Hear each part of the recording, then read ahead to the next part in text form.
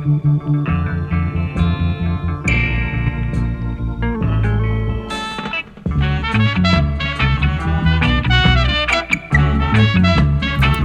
pops was a minister of finance. Yeah, So your mother was heavy. What I learned, I didn't know this. He told me your mom was deep into the music, right? yeah. What was the vibration around the house growing up? Well, there was no bad vibration of any kind. I mean, personally speaking, my mom really is an island scholar, you know.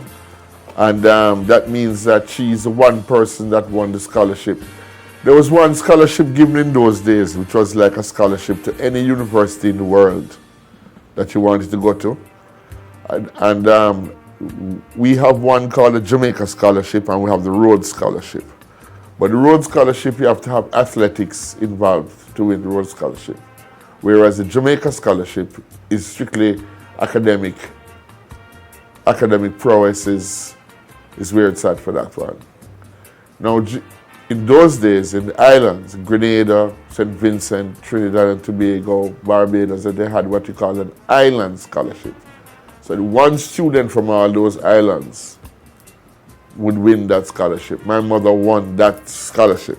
What school did she attend after she got the scholarship? Well, both her and my dad went to McGill in Montreal. That's where they really met. But then, of course, the World War II broke out. And actually, even though the war was coming and everybody knew, they decided to go to England because they wanted to be there. Dad got into Oxford and Mom got to the Royal College of Music. So both of them went over to England.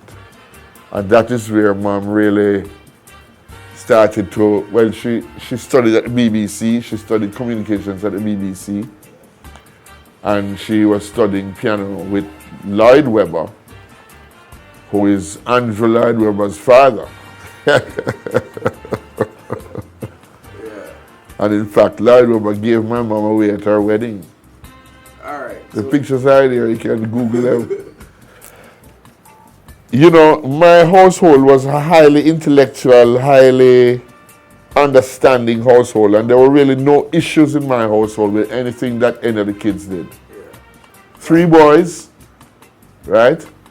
And the oldest one, my brother Mike, he was into swimming and stuff, and he went on to be a doctor. My other brother Ivan was a real rebel.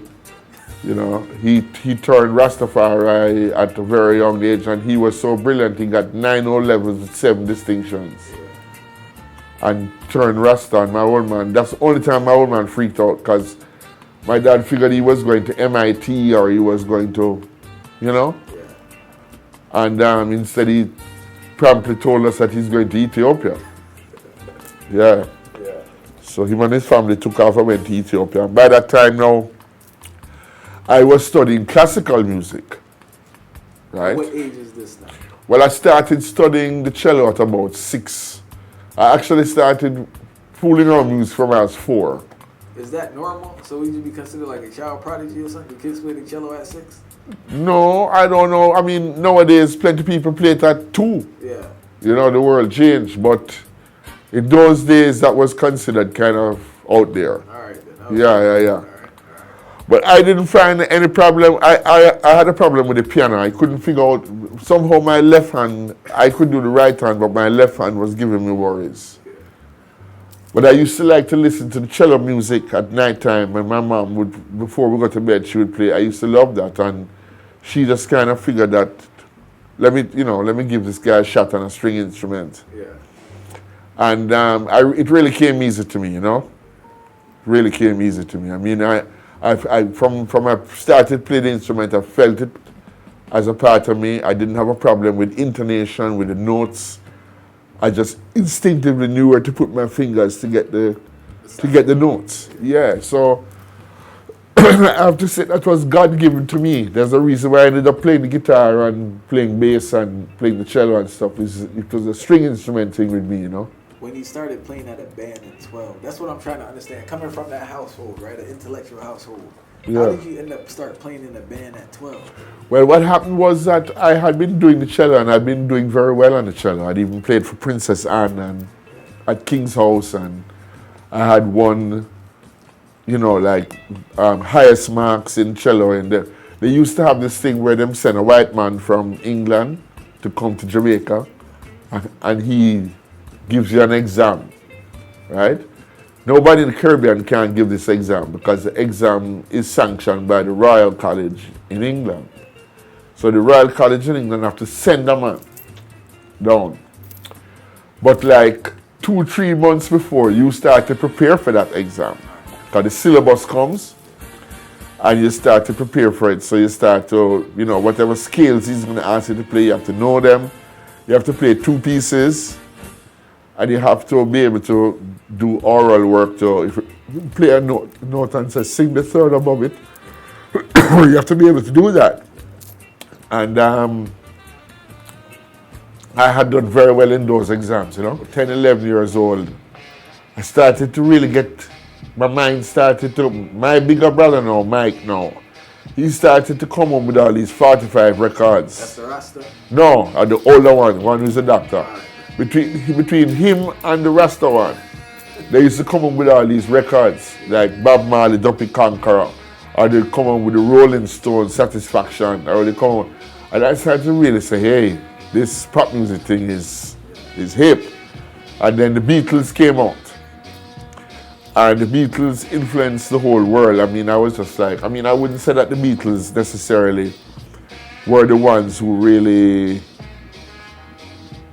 directly made me do anything or not do anything, let me put it that way, but they were a great influence along with Bob Marley, because the Jamaican music at the time, I mean, everywhere, the set across the gully was playing it all day long, you know, and I was hearing this music, and I started to really catch on to this and said, this is some wicked music, and everybody loved it, and the latest dances and all of that, and I could do all that stuff, you know.